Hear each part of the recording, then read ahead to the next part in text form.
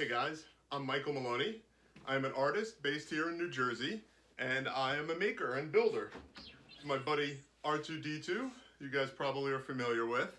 You might be wondering why I'm wearing this glove, because I want to introduce you to a friend of mine. Don't be scared. R2D2 is not a big fan of his. Gets a little nervous sometimes. So, this is my buddy, the dinosaur. He's only a baby, so he's not that big. And as you can see, he moves around and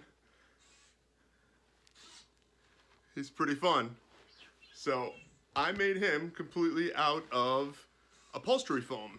You guys might be familiar with upholstery foam in that it is what the cushions in your sofa and your couch at home are made out of, often chairs. And he's coated in paint.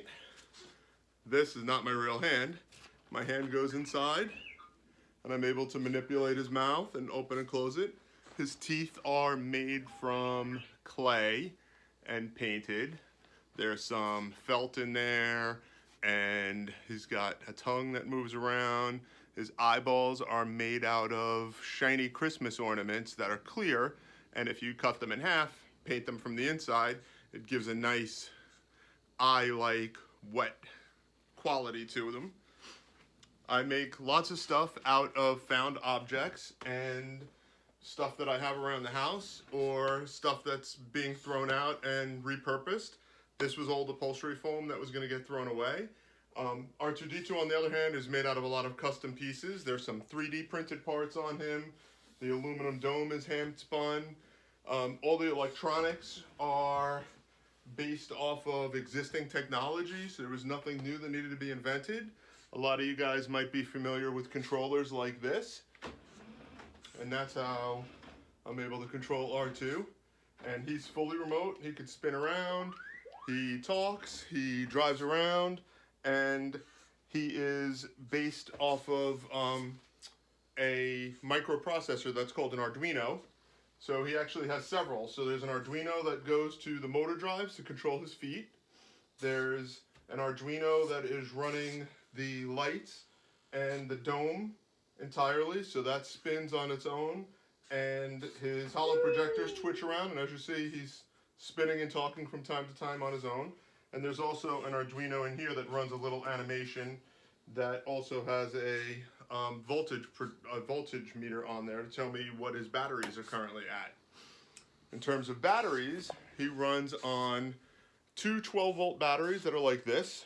Some of you guys might have seen batteries like this used in things like the cars that kids drive around in. Those little cars have 12-volt batteries. You know, big cars work on 12-volt batteries, but they're much larger. That's right, he loves his 12-volt batteries.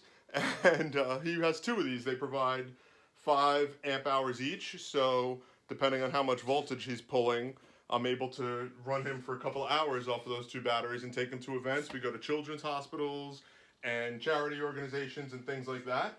And he's a big hit with the kids.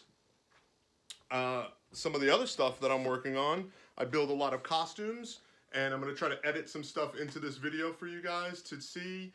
I use EVA foam a lot, and EVA foam is a great material to work with because it's relatively cheap. You guys might be familiar with it in that it's used as play mats. So if you look in here, you could see the textured side is usually the side that's used in like home gyms and things like that. And you can get a 4-pack of 2-foot mats for like 10 bucks. And it's great because you hit it with a heat gun, and you're able to mold it and shape it and create different textures with it. It's easy to cut. You can cut it with a knife, you can cut it with a razor, and I always use caution. I try to wear cut-proof gloves as much as possible. Always wear goggles when I'm working with stuff that could either splash or cause sparks. R2D2 needed a lot of customization and cutting, so there was definitely goggles involved. Not only do I build stuff that are props, I also build wearable things like costumes. You guys might be familiar with a show called Voltron, and this is a helmet that I made. This is also out of EVA foam. So if you see in here, that's the inside of the EVA foam. The light is L tape, it's called. It's electroluminescent tape that provides light, and it has different animations. I can make it blink slow, I can make it blink fast. Just turn it off. And show you something that I'm working on at the moment using servos. And anything you could think about, that's either been done or you could research. There's so many things you could do. I found a Instructable online that had a robotic eye mechanism and decided to modify it because the design was being used to make human eyes, and I wanted something a little different. I'm a big Star Wars fan, if you haven't figured that out by now.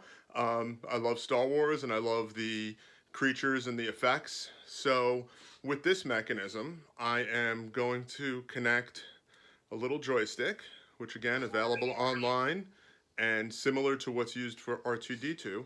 It's got pinouts on it, and you can control several different animations, different directions.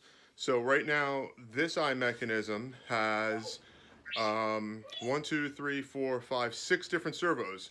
So what that's going to do is going to allow me to control the eyelids. So one servo goes to the top eyelid, one goes to the bottom on each side. There's a servo in the middle, which is going to be able to make the eyes go back and forth and look back and forth. And there's a servo in the back here that connects to the front mechanism that's going to be able to control the eyes looking up and down. So we'll have left and right movement, up and down movement, and blinking. So you might be wondering what this is for. I was wondering that myself. So that is going to go into my friend Wicket here. And again, if you're familiar with Star Wars and Return of the Jedi, there are Ewoks. So I started off building this as a project, and we thought it would be fun if we could make his eyes move. And I got a little out of control and I kept going. So right now, Wicket stands life-size, and I am working on a mechanism to put in his head, not only have his eyes blink, but so that his head will spin back and forth. He's still a work in progress, as you can see. He's made out of PVC pipe as his skeleton, so in place of bones, he has PVC pipe. And you might recognize this. These are pool noodles. So you can get pool noodles at the dollar store, and I was able to use these to create a lot of the musculature and skin that would go around him before covering him in foam. R2-D2, as you could hear, is a big fan. So he is working remotely right now, and he's going to have a buddy. So he'll have a full-size Ewok based on Wicket. I'm going to make him a hood like in the movies and some other accessories to go with him. So we're going to set him back on the side here. And I'll show you some of the other process. So similarly to my dinosaur, I used upholstery foam. I coated it with Plastidip, which is a sprayable rubber. And as you can see, it still has its flex. There's some wires in there right now that I used to brace it while I painted it. And then painted it brown. I'm going to cover the back with fur like in the movies, and we'll still be able to mold his fingers because of the wire, so that I could put him in different positions and have him hold things preferably, and be able to change what he does with his hands and the positions that he goes in. So I love to use, like I said, recycled things. I had extra upholstery foam around. I've had stuff that I've made with styrofoam laying around the house, old PVC pipe from old plumbing projects, anything I could think of that I can repurpose and reuse is where I try to start from. A lot of times, you know, you have an idea and you're not sure how you're going to put it together, but you find inspiration in the things that you have around your house. I've made all kinds of things and all kinds of sculptures and props and costumes with that as a starting point. And I just don't want to ever have anyone tell me that they can't do something because they don't know how. anything you could think of, you can find information online. There are Instructables, there are YouTube videos, there are people like me, builders out there who have social media pages that you could ask questions to. Just find the information that you want and put it together and make anything you can think possible, anything you could dream of. Right, R2? Thanks so much, guys. I hope you guys had fun watching and hope to talk to you guys soon. Bye-bye.